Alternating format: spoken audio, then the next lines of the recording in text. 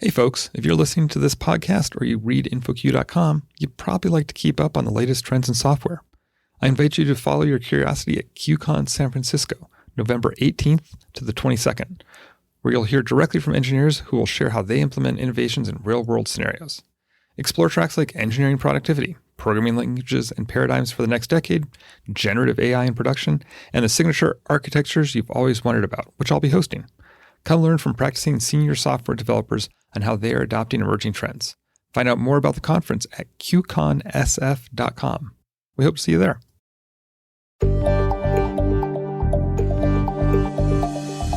Welcome to the Architects Podcast, where we discuss what it means to be an architect and how architects actually do their job. Today's guest is Ken Finnigan. He's been a consultant and software engineer for over 25 years with enterprises throughout the world. He's presented on distributed tracing, microservices, and other related topics at conferences like Code One, Java One, Red Hat Summit, and DevOps UK, among many others.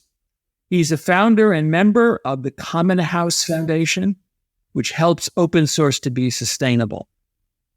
And in addition to all that, Ken has found the time to be an author of several books, including Reactive Systems in Java, Kubernetes Native Microservices with Quarkus, and Microprofile and Enterprise Java Microservices. I've written several books. I've written two, and those are hard enough. So I can imagine what it was like to do all of those. It's great to have you here on the podcast. And I'd like to start out by asking you, were you trained as an architect? How did you become an architect? Because it's not like you woke up one morning and said, today I want to be an architect, and were one. Well, first off, thank you very much for having me on, Michael. It's great to chat. Well, it's funny you say that in terms of you weren't trained to be one. I almost did for a while, but the different kind of architect. When I was in high school, I did work experience at an architecture firm. It was only for a week, but the whole time I was there, I basically spent it copying architectural drawings through onto tracings and stuff. And it was like, this is boring. I don't want to do this. Well, it was like when I was an undergraduate, I took a computer operating system course and I decided this is boring. I never want to have anything to do with computers ever again. Yeah. But to get back to your question, I guess I never really thought of being an architect. And I certainly started as just an engineer at the time working on mainframes for IBM many, many moons ago. And I think it was somewhat of a natural progression over the years of working on projects, then moving into leading those projects and leading teams. And then that kind of naturally led to the next step up of being an architect. But it's also interesting because I've been different kinds of architects as well. I've been architects over a single or a couple of products that were very implementation heavy. And then I've also been enterprise architect for like banks in the UK. And it was very much a centralized architecture group where you reviewed plans of all the teams, made sure that they were aligning, and you didn't write any code. You just kind of helped people fit the jigsaw pieces together. And I hope you were, shall we say, not resented too much for that role. No, they'd had a very large enterprise architecture group at Lloyd's, and there was probably at least 50, 60 enterprise architects. Mm-hmm. So it was not resented and it was understood. Sometimes there was certainly some pushback of like, oh, why do we have to do it this way? Right. Particularly as we had a lot of governance and data standards that need to be adhered to. Some that were kind of financial regulation based, but others that were a lot of, this is the way the bank does things. This is the way they always do them. You need to follow those rules. Yes. I've done some work for financial services firms, and it can be quite frustrating sometimes. Yeah, definitely. Especially when the people who work at the bank, even in the software, are used to doing certain things and the world changes on them. And it's not always the most fun thing in the world to do. No, not really. And I've worked at banks for many years, 20 odd years ago, and it was very much a case of, for the most part, it's even still true today, that they are usually 5 to 10 years behind anything else in the industry. So it doesn't make for a very always fun and enjoyable thing because you're working on fairly outdated tech most of the time. But it's certainly a good place to learn the ropes, get some experience, have an understanding of more of the fundamentals and less about what's cool in tech. Yeah. Although I do remember one time when the company I was working for, shall remain nameless, had to go to 24-hour-a-day trading because their trading platform was a batch system that counted on the fact that you could shut down at night to run all the trades. Oh, So wow. sometimes, even in the financial services industry, they get kicked in the pants and have to move on. Yes. No, I've definitely been involved in some of those projects too over the years, but usually it's in a very almost kicking and screaming kind of way that they're brought into the modern world. Sometimes you're lucky and you have some leadership folks that are more forward thinking and into bringing that more modern tech into a banking environment, but it's also done very carefully to ensure that any risk is extremely minimal, which is understandable. They can't afford to go down for extended periods. So yeah, it's one of the reasons in many respects I'm kind of like, I'm not sure I want to be in the medical field in software because to me that kind of feels like you got people's lives in your hand kind of situation. I will tell you a story along those lines. Many, many years ago, I did a project where I was writing tests for some medical equipment. And several years later, I was in my doctor's office and had a procedure done. And he brought out the equipment that I had been working on. And I said to myself, this is what mission critical software is. It's when my health is on the line. No, exactly. I think that's something that's always give credit to those who do that kind of work because I can't imagine that it's unstressful on a regular basis, knowing that if you did get this testing wrong, someone could have serious consequences. And also, they have the same problem with rigidity because I remember another project I worked for in the medical field. I had to get some fax software to work because the regulatory process was certified with faxes. Oh, geez. Wow. Even though, the society had gone way beyond faxes. Wow. That's funny. And it was interesting because I think I had to get a SOAP protocol working over a fax. That doesn't sound like fun. No, it wasn't. Anyway, you have written about something that I find interesting and something that we don't talk about enough in software. It is a little different from what we usually talk about here because it's not directly related to actually building systems. But on the other hand, I don't think you can truly build a system without acknowledging the fact that we have something that you call the feedback chasm. Yes. And I think if we don't at least try to bridge that chasm, it's going to interfere with the effectiveness of being a developer, and effectiveness of being an architect, and effectiveness of actually just building the system. So why don't you try to explain exactly what the feedback chasm is and why it can be so devastating? Sure. So currently kind of in the process of a job search myself right now. It's something I've certainly experienced, so it kind of definitely came to mind, but I'm pretty sure I've had the similar problem in the past as well. It's not a new thing.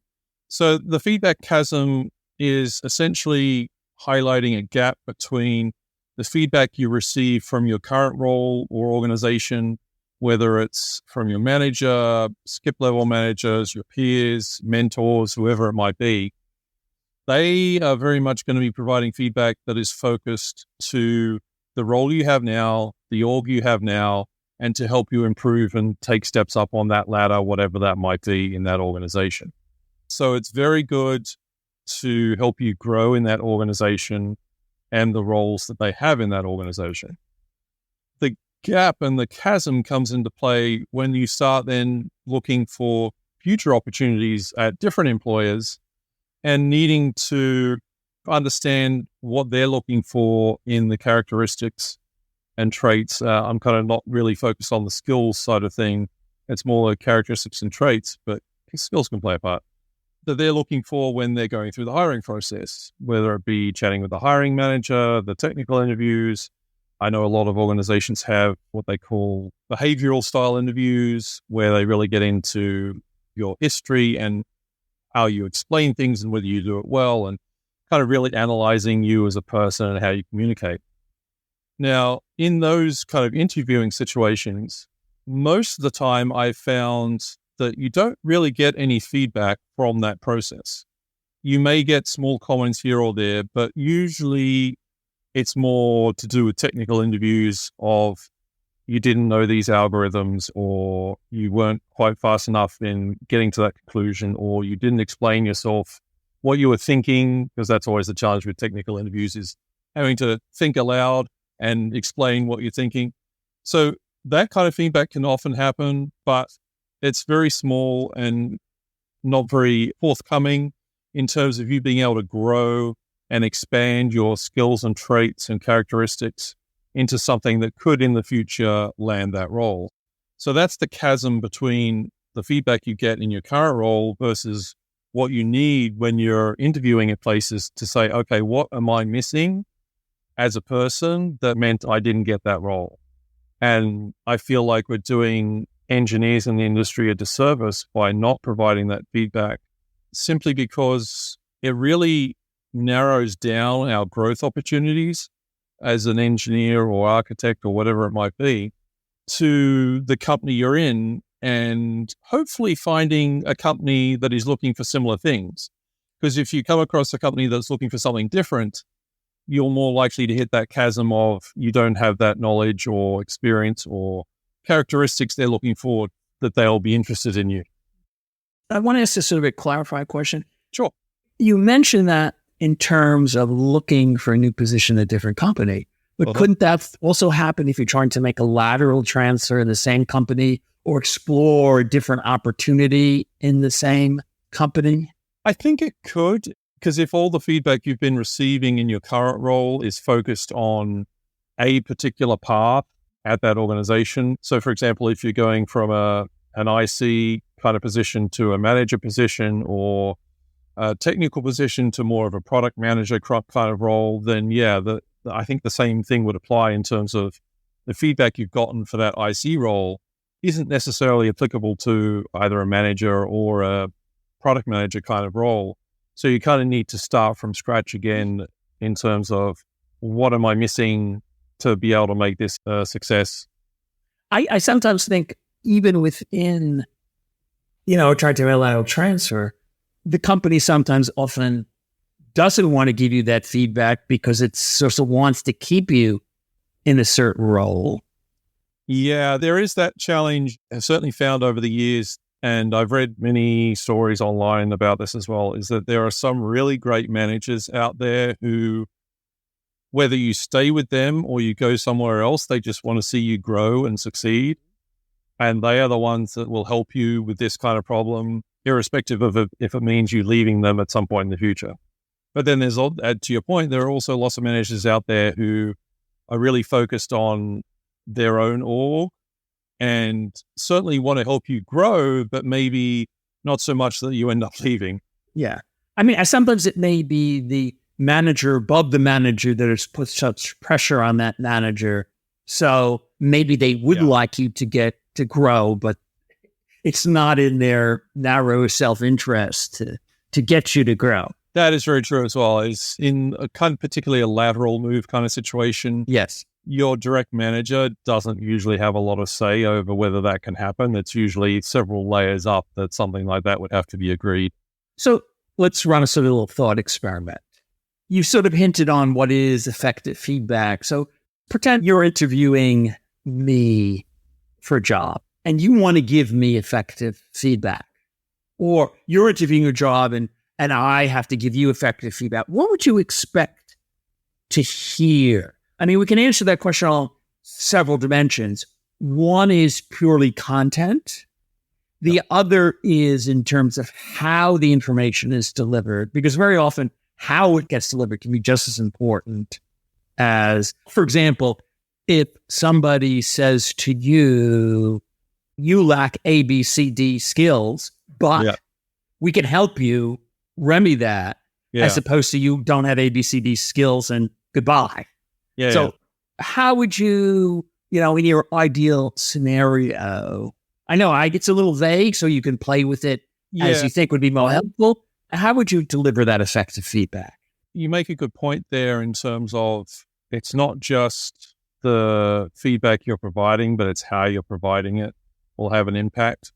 In terms of what feedback to provide, it could be any number of things. It could be as simple as you need to work on this technical skill because we found you didn't understand, or maybe putting it this way is you weren't able to effectively communicate your understanding of this particular facet of an algorithm or whatever it might be in some kind of fundamental piece. So that could lead to either actually you don't have that skill and need to improve, or it's just you didn't do a very good job of explaining you do know and getting that across to the interviewers. Yeah, and that's certainly under the pressure of an interview, I'm sure. The time crunch on interviews is usually insane, and trying to answer the questions and do it in a thoughtful way and trying to understand what might be coming next so you can kind of prepare yourself. It's definitely a very stressful situation. And then in terms of how you give that feedback, I think definitely doing it in a way that says, these are things we think you need to work on. And for internal, it would be we're able to help you work on these to fill that gap so that you can get to that role at some point in the future. For an external company, I would see it as if you worked on these things, we'd love to hear from you again and have another shot at seeing whether you're a fit in the future and see how you've grown in that time. Listening to you, there are two thoughts that come to mind, and they're somewhat divergent. One of them is that sometimes I'm surprised. I mean, I haven't interviewed in a long time, but sometimes I'm surprised how ill-prepared the interviewer is. It's never very often clearly communicated to you what they're looking for. No, that is very true as well. And that can certainly put the candidate on the back foot in terms of what they're expecting. I actually had that kind of situation a couple of weeks back where I was going through a process with a company and was going to meet with the hiring manager. So I naturally assumed that was going to be more a general discussion of what the role is, what my experience is, what they're looking for, all that kind of stuff. And it turned into a very technical interview dealing with networking protocols and all sorts of stuff like that. And I was completely unprepared for that level of a technical discussion. So that is true. The companies need to be very clear about the kind of interview it is and what the candidate can expect. Because if there's a mismatch there, then that can increase people's anxiety and stress levels before they've even answered anything. And you're not going to get useful feedback from that because you weren't prepared. Yeah. So to tell you, for example, you didn't know network protocol ABC, well, you might have known it if you had prepped for it. Right. That's the other thing. Sometimes I think companies do ask the wrong questions, which sort of leads me to the other part of the feedback chasm is I often wonder if people who either present themselves in an interview or what companies are looking for is they confuse general ability, malleability, the ability to grow, the ability to learn on your own with someone who knows XYZ fact. Yeah. And you may get someone who knows XYZ fact, and that may help in the first 6 months of the job, but then that person is going to be not very helpful to you as you grow. And how do you communicate that to a company if you do get feedback, and sometimes you do get the interview because you can look at the interviewer. In other words, how do you sort of, from your end, narrow the chasm by helping the person who's interviewing see that you're a stronger candidate than you actually might be? Well, I think that kind of gets to your point in terms of you need to get across to the interviewer that you are malleable, you're willing to learn and grow, you're not of a fixed mindset in terms of what you know. And you can do that by providing examples to them of times where you started on a project and you didn't know a particular technology or tool or whatever it might be. And within like whatever the time frame might be, 3-6 months, you became knowledgeable enough in that tool or language or whatever it might be to be extremely effective on the project, and timelines weren't missed and things like that, even though at the beginning you didn't know the tool, but you were able to transfer the knowledge you have from previous tools, languages, whatever it might be, and apply that to something new. Because I think perhaps sometimes you don't get the feedback because you don't communicate that you're open to feedback. In other words, if you have this chasm, there are two ways to bridge the chasm, and maybe both you could sort of meet in the middle. I don't know if that's viable or not. And that's an interesting question that I know from my experience, I'm often asking for feedback of the HR person after the fact. Yes. Saying like, yeah, I'd love to have any feedback, blah, blah, blah. But maybe it's something you actually need to be asking at the end of an interview process with the person, saying like, I don't know what your policies are on this, but I would love to hear any feedback about how I can improve for the future. Sometimes I think, and this goes to bridging the gap, the person who's being interviewed doesn't realize that they can be interviewing the company at the same time the company's interviewing you. And that also perhaps is another way of bridging the chasm, because you're being a little proactive and asking them questions. Yes, I know they usually allow 5 to 10 minutes at the end for you to ask questions of them, but often that ends up being a kind of pro forma, how do you like working here kind of thing. But for example, I'm just thinking off the top of it. Suppose someone asks you to design something on the fly. You can ask them questions, convert it into sort of a design session where it's not just you presenting, but you ask them questions, you see how they respond, maybe to give you feedback on your ideas. You can make it into a two-way street. Yeah, and you can certainly utilize that kind of opportunity to, as you say, in a system design kind of interview, if they're asking you to design some kind of system that maybe they've actually already built themselves, you can frame your answer in a way where you're saying, knowing these X assumptions, this is what I think I'd do, but I'd be curious to hear how, like whether those assumptions fit what you've experienced or how they differ, and go from there. Yes. I remember one time a client asked me to interview for an architect position. And basically what I did is I created a problem. It was an open-ended problem. And I expected interaction between myself and the potential architect. Yep. And what was interesting, of course, was the manager was also in the room observing the interview. And he found it interesting because he didn't participate. Yeah. But ultimately, he would have been the manager for the architect that got chosen. So he had the ability to observe, but there was an interaction there where it was not just a one-way street, and we could get a feel, and we could give feedback.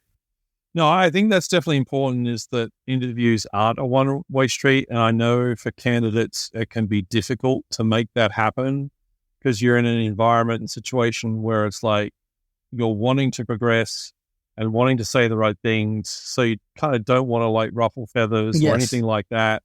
So it can be challenging to try and make it a two-way street. But I think you're right that if you can, even in some small way, that is probably more meaningful than just answering things back to them the whole time. And you may find out that if they don't want to give you feedback, maybe you really don't want to work for this company or this person. That is true, yeah. And I think that's definitely a key piece with interviews for people, is trying to get an understanding of whether the company they're interviewing at is somewhere they actually want to work. Granted, it's very difficult to do that in an interview scenario because... especially at the lower levels. Yes. At the higher levels, it's a little easier. Yeah. But yeah, certainly at the low levels, you're dealing with someone that's terrible to say, but on their best behavior as they're interviewing you. So it's like I've taken to asking interesting questions or trying to ask interesting questions. And one of the ones I use is, what didn't you know before joining this company that you would have liked to have known? Yes. And I always say, like, it doesn't have to be bad. It can Yes. be good as well. It's like, but I'm just curious, like, what did you find out after the fact? Yeah, I think that's an excellent question. I remember using that one back in the day. But I think that's a really, really good arrow to have in your quiver in order to at least get some sort of feedback out of somebody. Right. And I think it's a good one because it's not one people typically expect to get from a candidate. So they're less likely to have some kind of canned answer already prepared. So you kind of get a better sense of how they feel about things. Yes. So I'd like to sort of switch gears a little bit. Sure. Because we've been focusing on the difficulty of getting feedback in a particular situation. But maybe you can look for feedback elsewhere. Yeah. In other words, we've talked about sort of situational feedback chasms. But suppose you truly are facing a feedback chasm, either in your current job or in your job search. I mean, feedback is almost a gift. Yes. And maybe you can get this gift from a mentor someplace else or some other place where you can seek out. Maybe someone else is a similar situation that can help you bridge this chasm. Yes, I think it's definitely important to have mentors outside the organization you're currently working in, whether that's people that were former colleagues at previous companies or whether they're people you've met through user groups or conferences or met online or whatever it might be. Or to your point, people who are also going through a solo interview process, either with the same company or different companies, to be able to share experiences, how they've handled particular situations. I think that's very important. You can often get yourself into an echo chamber of feedback from one particular group. And if you don't go outside that, you never get someone saying, oh, hey, I think you need to work on this, because that's what a lot of companies are looking for these days. Right. I think your statement about not getting trapped in one group is a good one, because there's old saying of Mark Twain, a cat that learns not to sit on a hot stove also learns not to sit on a cold stove. Because someone can be burned, someone can have bad experiences, and they see the world just through those experiences. Yeah. For example, if someone said to you, well, I tried to bridge the feedback chasm and I'd failed and you'll never do it. Yeah. You don't want to get trapped by that kind of situation. Yeah, everyone's experience is different. And just because one person had issues and was unable to bridge that chasm or even were unable to get feedback from an organization doesn't mean you won't. Well, it also sounds like what you're also suggesting, which is just general good advice. Go to groups, talk to people, network, not only for jobs, but also experiences. Yeah, it's definitely a case of, and this is something I was terrible at early on in my career, was I missed the importance of networking. And to your point, not just to find jobs, but to meet people who are doing similar things to you, doing different things to you, just learning what's out there. Because sometimes the deluge of new tech through media and whatever else we consume it with can be challenging in terms of, well, what should I learn next? Yes. So sometimes it can be very helpful to go to conferences and meet people and hear what they're doing and be like, okay, that sounds interesting. I might want to look into that. Yes. And then you've also got a contact potentially to say, oh, I'm having a problem with this. Can you help me understand it? I'll give you an example then. Of course, I was an independent consultant for a long period of time. And I remember one time chatting with somebody on the bus that we were taking from the airport to the hotel. And we were talking and we exchanged information. And 2 years later, ironically, I was in the meeting with another client. He calls up and says, I'd like to do, so you can help me. So why don't we talk about it? So you never know what's going to pay off. No. And I think when you network, not with the immediate idea of getting a job, it's likely to increase your odds of getting a job because people don't feel used. Yes. And in the job search I'm going through right now, it's always been a challenge. Is I don't want to be like really hitting people on LinkedIn that I'm connected with, be like, hey, do you have a job? Blah, blah, blah. Because it's like, I'm not that kind of person. It's like, and you want people to not feel like you're just using them for a job and you're actually interested in what they're doing and what they're experiencing and all that kind of stuff. I mean, especially if I think you also help someone else and therefore you've shown them in the past that you've not been looking for an immediate payoff. Yep. They're more likely to help. Definitely. I think it's, and I'm maybe a little corny to say, but it kind of ties back into getting back to being more of a giving culture rather than a taking one. And like whatever comes your way, comes your way. But if you're always trying to take, you're never going to get anywhere. Well, just because it sounds a little corny doesn't mean it's not true. Well, yeah. It sometimes it sounds corny because it's obvious and we take it for granted. Yeah. But I think, being out there, being helpful is definitely something that will pay dividends. And I think to a large extent, that's why I love open source so much, is that it's very much, I wouldn't say completely, but for the most part, those in open source are definitely there for the giving and sharing, and they're not there to take anything. Maybe the company's taking advantage of the open source stuff without paying, but that's what companies do. But that's another dimension. I mean, it's, the discussion about open source is an entirely different one, but to the point that you're making, it's an environment where people want to help people and people want to donate. Yeah, again, you could argue about the efficacy of that and the profitability of that and all that, but that's not the discussion we're having. Yeah. In the discussion we're having, it's a very giving place. Yes. And I think also just thinking of it now, that's potentially one way to bridge the chasm. If an organization you're interested in has open source projects that they run and manage, is to get involved with those projects, contribute to those projects, because then that's a way of getting known by those who work on the projects at the company. And like, that's how I ended up with one of my first jobs at Red Hat, was through working in open source before I even worked for Red Hat. Right. And that was how they got to know me, through that. And they could see the quality of your work. Yes, exactly. So actually that raises a very, very interesting question, because you're talking about the quality of the work. I think there's another feedback chasm, and that exists with the work that you're doing now. And I saw this very much so as an independent consultant, because I used to tell people, if there's a problem with what I'm doing, tell me now. Yeah. Don't wait 2 months when it's too late or too expensive to fix the problem. I think there is two parts of the chasm, because when we think of this feedback chasm, we think in sort of spatial terms.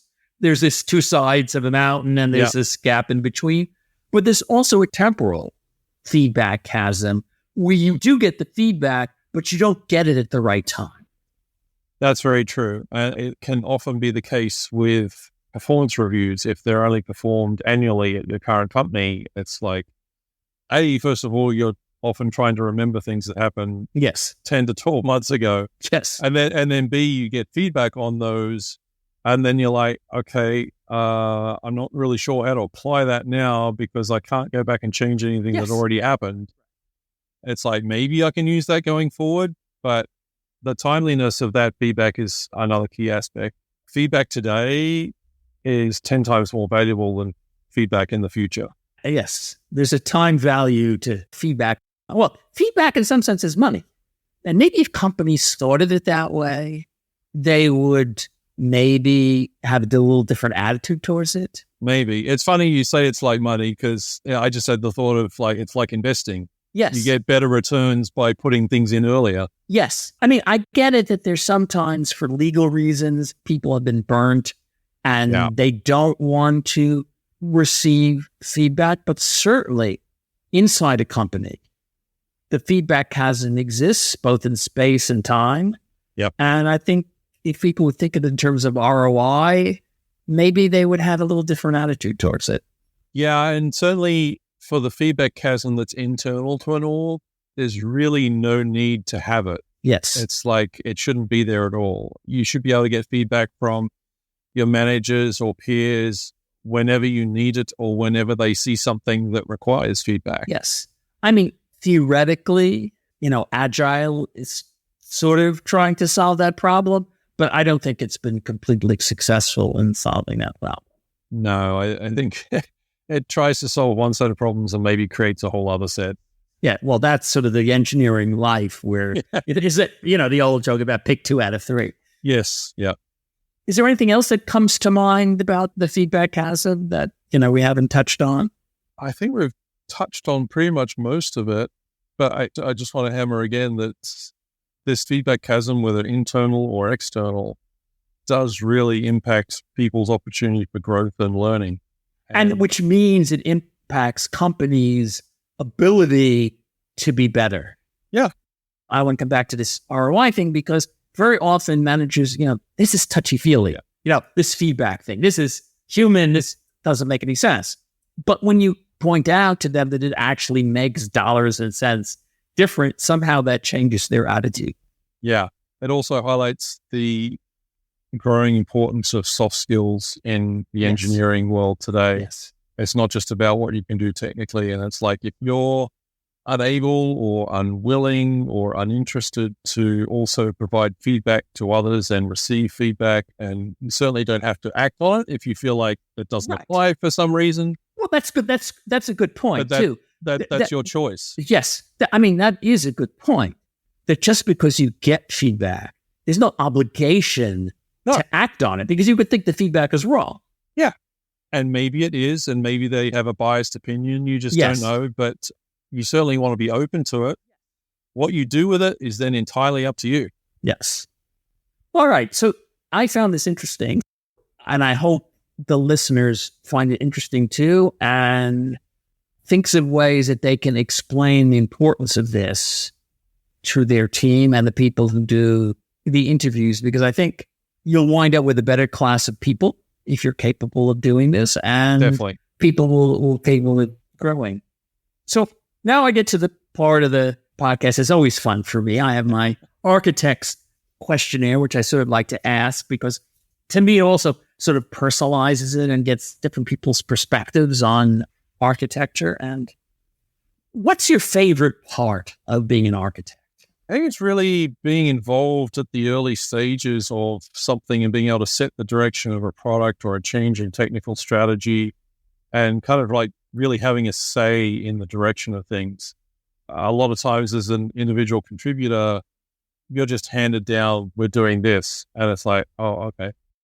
But when you're an architect, most of the time, not always, most of the time, you're actually involved in those discussions around planning what's next, what the strategy is, the direction of things.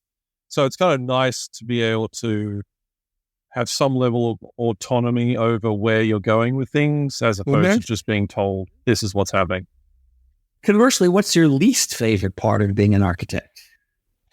I guess it's kind of a twin to my favorite bit in that it's the actual effort to get some new initiative going is often so time consuming to be able to get everyone on board with what it is that is going to be done, how it's going to be done, and then to get the necessary buy-in from leadership. That can take a very long time. There can be a lot of inertia to overcome to make something happen, and particularly if it's very different from the current status quo in an organization. Especially if you've said you've had a lot of experience with financial institutions. Yes. That is always a very slow process. Like 20 years ago, I was involved in planning the migration from when Lloyds TSB bought HBOS in the UK. We planned that migration for like 18 months to 2 years before it actually happened. It was like a huge lead up to ensure everything went smoothly on the day. I think we had like 6 or 7 dry runs of the data on different weekends, mimicking what we were going to do on the day and measuring what didn't work, what did work, and what needs to be fixed. It can be a lot of fun, but it can also be very time consuming. Yes. Especially if you did it 40 times and then the 41st time something goes haywire. Yes. Then you have people just say, oh, if we'd only done it 2 more times, yes, we would have found out that problem. Yes. Or if we hadn't done it. Yeah. If we'd only done it 20, we would have never hit that problem. Is there anything creatively, spiritually, or emotionally about architecture, being an architect? I think there is to a certain extent, because you can almost equate it to like bringing life to something, whether it's a new system or a new way of doing something, even if it's just a process change. It's essentially bringing new life into the world from nothing. And you're trying to use your brain, everyone else's brain, to come up with what's the best piece of life we can create at this point in time. I know that can be quite rough. Yes. When you do that. What turns you off about architecture or being an architect? Ooh, I think probably the biggest thing is the number of meetings that you're usually expected to be in. I know that's kind of the double-edged sword of being an architect, is that you need to be working cross-functionally. So that often means more meetings with different groups, as well as the groups that you're kind of overseeing things for as well. But I try and make sure that those meetings are only as long as they need to be, have clear agendas, and when that agenda is complete or the main goal of the meeting is complete, it's like, it's done. We don't like dilly-dally around for another 20 minutes for no reason, taking up people's time. Do you have any favorite technologies? I have a few. Having worked with it for 25, 26 years now, I really love Java. It wasn't my first modern programming language, but it was certainly one of them, and it's one I've used the most over the years. So I certainly favor that. But I've also been having fun recently with React, doing some mobile development. So that's been interesting to get more into that world. Kind of dabbled in the front end side over the years, but to actually build something that people can use is a lot of fun. What about architecture do you love? Solving the challenges of optimizing an architecture for business use cases and doing it in a way that hopefully makes the customers happy as well. Because there's always that difference between what the business wants and what actually makes the customers happy. So you hopefully achieve both, but not always. Yes, and especially if you've been a technologist and you have to say, this technology would be fine if it wasn't for these nasty customers. Yeah, indeed. What about architecture do you hate? I think the one thing I hate is when it takes you away from being able to code. I've been that architect before, and it's not a fun place because you feel like you're out of touch with the teams working on the products or projects that are being built. And I feel like to really understand where the architecture is for something and where it needs to go, you can't be looking at diagrams of boxes. You need to be hands in the code. Otherwise, you may easily miss huge opportunities for simplification because you've seen how the code works and what it's doing, and you don't always see that from boxes connecting to each other. And also, I think you lose your intuition. Yeah. That's important, even when you're looking at boxes, to have an idea, could this work? Right, and even when you're looking at boxes, to kind of ask the questions of, is this the best way to do this? Is there other ways to make this simpler? Instead of 5 boxes, can we have 2 or whatever it might be? Right. What other profession, other than being an architect, would you like to attempt? Since I was a kid, I've always loved the idea of like writing fiction, but... Well, you write software. Sometimes that's fiction too. and I've certainly written nonfiction with the technical books. Not exactly huge bestsellers. So I have written stuff in that. And I guess the other thing would be like being a genealogist. I kind of do family genealogy as a hobby, so it would be cool to do that as a job. Do you ever see yourself as not being an architect anymore? Yeah. I think there'll come a point where I'd want to start slowing things down and not have as much responsibility. And you can't really be an architect and get those things. You need to be on top of your game all the time as an architect as to where things are now, what's coming down the pipe. Yes. And certainly with the ever-changing landscape of tech over the last 5 years in particular, and 10 to 20, even more so, there will come a point where I'm like, okay, yeah, I'm happy with what I know. I don't need to keep learning new things. I think I'm done being an architect. I think that's something that people don't appreciate, because people talk about slowing down, being semi-retired, but I found with technology, you're either in the game or you're not in the game. Yeah, it's very hard to dabble and be up to date with everything. Yes. You can still keep doing stuff with things you've used for 5, 10, 15 Yes. years. That's not a problem at all. But yeah, you can't step out and then expect to step back in 3 years later, for example, and be up to date with everything. Yes. And finally, when a project is done, what do you like to hear from the clients or your team? From the clients, I like to hear that it met all their goals of what they were looking to see in terms of what they'd asked for, and maybe to a certain extent, what they weren't directly asking for, but were really asking for, and you had to get out of them, but that met their goals and they're happy with the end system. From the team, I think it's more around, did they learn? Did they have fun?